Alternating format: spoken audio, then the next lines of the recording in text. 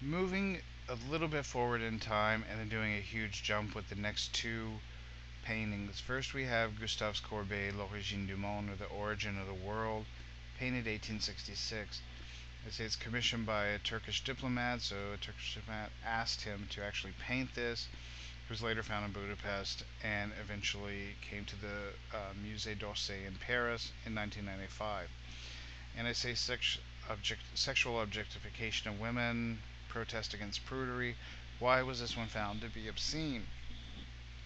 Again, we're outside of the Miller test at the moment, so it was up to individual courts to decide whether this was obscene or not. Let's look at the picture, the painting itself, and then we're going to move into the Miller test portion of it. So, first of all, what could be seen as obscene here? Hopefully, you notice two things. First of all, we do have the genitals prominently on display. Second thing you notice, it is only the torso of the woman. We don't see a head, we don't see arms, we don't see anything that would be personalized to let us know who she is, anything about her, her origin, etc. So this is why I say sexual objectification, because we've now turned the woman just into an object, not a woman. And so her genitals define her. Couple of problems looking at it now. Is it meant to sexually excite? Again, you can make arguments yes or no. First, as a yes, the fact that the genitals are prominently displayed, for some people that's enough to say that it's meant to sexually excite. As a no, the fact that it's so on display, the fact that it's very much in your face, often is kind of a turn off. So some people could argue that no, it is not, by the fact that it's so blatant. Also, the fact that it's objectified. You don't see any identifying features of the woman. Second, the work as a whole. Is it patently offensive? Again, you can do a yes or no. Yes, it's offensive by the fact that the woman is only represented by her genitals. Not patently offensive because the nudity of the human form is not offensive. And finally, looking at the work as a whole, are there redeeming values to it? Again, this is an individual decision. I know I'm saying that a lot through this because art really is in the eye of the beholder.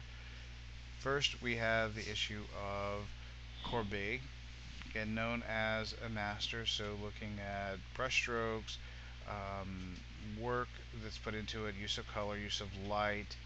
We could say yes, there's artistic merit to it.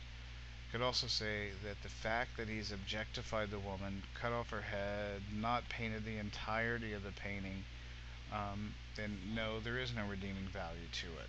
It's not like he's done the nude as any kind of teaching, or as a teaching tool, or as an artistic nude sculpture or lying in a certain position, etc.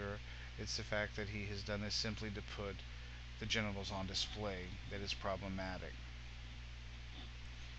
When we jump ahead quite a few years to Georgia O'Keeffe, well known for her painting of Southwest, cow's heads, skeletons, etc. So looking at this, why would this particular painting be a problem? And for most people, there's not an issue. It's just a cow skull. But if you kind of were to look at it maybe upside down, a little bit different view, you can see that the two horns represent a woman's legs. This represents the vagina. We see the arms, the nipples, and then the neck where the head should be. The fact that she's armless and headless would lead us to some type of idea of violence, of objectification of women. The flower next to it also leads us to believe that it is meant to represent a woman. So is it meant to sexually excite? Probably not. Is it patently offensive? Well, by the fact that you've dismembered the woman, possibly. And does it have artistic value.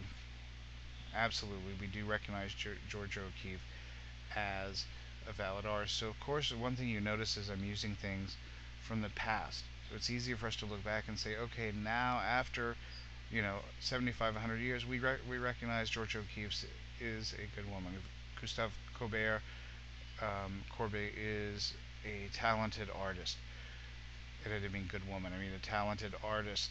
So it's easier to look back. We're going to see as we move to the more modern stuff, people who haven't really established their reputation, sometimes there's a little bit more iffy line between the two.